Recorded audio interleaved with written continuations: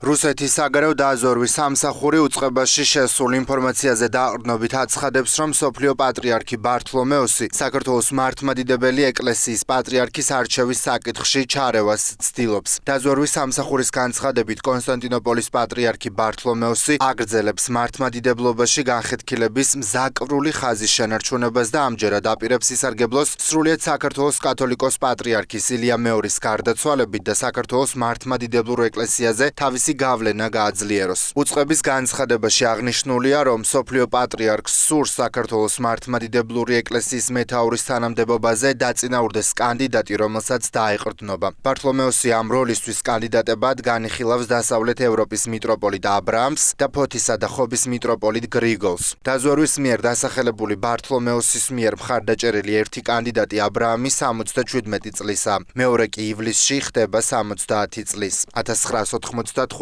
წლის დოკუმენტით პატრიარქი 40-დან 70 წლამდე ასაკის მღვდელმთავარი უნდა იყოს. საპატრიარქო საზოგადოებასთან ურთიერთობის სამსახურის ხელმძღვანელი დეკანოზი ანდრია ჯაღმაიძე რუსეთის დაზვერვის განცხადებას ეხმაურება და ამბობს, რომ ინფორმაციის საფუძველი უცნობია. მსგავსი ჩარევა სხვა ადგილობრივი ეკლესიის მხრიდან ჩვენთვის წარმოუდგენელია, მიგვაჩნია ეს სრულიად შეუძლებლად. უცნობია ასეთი ინფორმაციის საფუძველი, განაცხადა დეკანოზმა ანდრია ჯაღმაიძემ. ოპოზიციის ალიანსი ეროვნული მობილიზაციის კამპანიას იწყებს, რომელიც 2 თვის განმავლობაში გაგრძელდება და მისი სიმბოლური კულმინაცია იქნება 26 მაისი, როდესაც თბილისში საქართველოს დამოუკიდებლობის დღეს დიდი ხალხმრავალი აქცია გაიმართება. ამის შესახებ ნათქვამია ალიანსის განცხადებაში. ჩვენი მიზნები ძალიან მარტივია. პირველი უნდა გავზარდოთ პირისპირი კომუნიკაცია მოქალაქეებთან, ხმა უნდა მივაწვდინოთ ჩვენს მოქალაქეებს ყველგან სადაც ისინი არიან. მეორე, უნდა გავანეიტრალოთ რეჟიმის პროპაგანდა, იმიტომ რომ დღეს ორი მთავარი იარაღი, რაც ამ რეჟიმს აქვს, არის ტყუილი და შიში. მესამე, ის ბრაზი პროტესტი და ცვლილების სურვილი, რომელიც უკვე წლები არსებობს საზოგადოებაში, უნდა გადავაქციოთ რეალურ პოლიტიკურ ქმედებად. მეოთხე,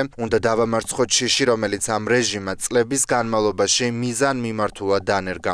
ბოლოს, უნდა გავზარდოთ პროტესტში ჩართული ადამიანების რაოდენობა, იმიტომ რომ ცვლილება არ ხდება მხოლოდ საუბრით. 26 მაისი იმიტომ აირჩიეს, რომ საზეიმო დღის დაძაბულობის რეჟიმში გადაყვანა სურთ. იქნებ გარკვეული დაძაბულობის ესკალაციის ან პოლიციასთან შეჯახების სურათი დადგან, რომ მერე დასავლეთიდან თქვან, რომ საქართველოში დემოკრატია ირღვევა. ამის შესახებ ქართული ოცნების წევრმა ირაკლი ქადაგიშვილმა განაცხადა. მისი თქმით, ოპოზიციის პოლიტიკა საქართველოს დაზიანებაზეა აგებული და მათი ყველა ქმედება გათვლილია იმაზე, რომ რამენაირად ქვეყანაში სიტუაცია დაძაბონ. მიუმართავ რადიკალურ ძალებს თქვენ საქართველოში უცხო ქვეყნის დავალებებს ასრულებთ, ამიტომაც ხართ უმორალო და უსამშობლო აგენტები. თქვენგან განსხვავებით ქართული ხალხის მანდატით აღჭურვილი ქართული ოცნება ჩვენი მოსახლეობის დაკვეთას ასრულებს, სახელმწიფოს ინტერესსა და სუვერენიტეტს პირნათლად იცავს. შესაბამისად, ამიტომაც ვართ და ამიტომაც ვიქნებით ხელისუფლებაში განსხვავებით თქვენგან. ეს განცხადება ოპოზიციური ალიანსის მისამართით უმრავლესობის ლიდერმა ირაკლი კირცხალიამ გააკეთა. დონალდ ტრამპისა და ამერიკის პოლიტიკის შესახებ ერთ ფაქტს ვერავინ უგულებელყოფს, როდესაც ზოგიერთი ქვეყანა უნებლიეთ ან ნაჩქარევად საკუთარ სივრცესა და ტერიტორიას გარე ავანტიურისტებს უთმობს, ამის ფასს ადრე თუ გვიან ქვეყნის შიგნით ვეიწვნევს.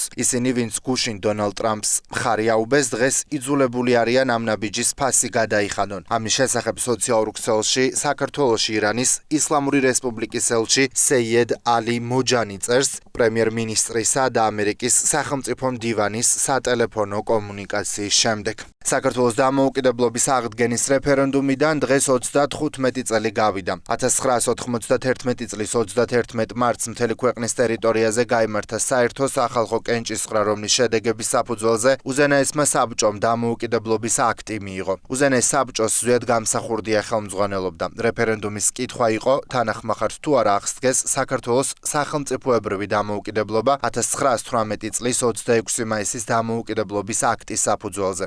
35 წლის წინ ამ დღეს საქართველოს მოსახლეობამ დამოუკიდებლობის აღდგენას მხარი ერთსულოვნად დაუჭირა 98,9%-მა, სულ კი რეფერენდუმში მონაწილეობა 3 მილიონზე მეტმა ადამიანმა მიიღო.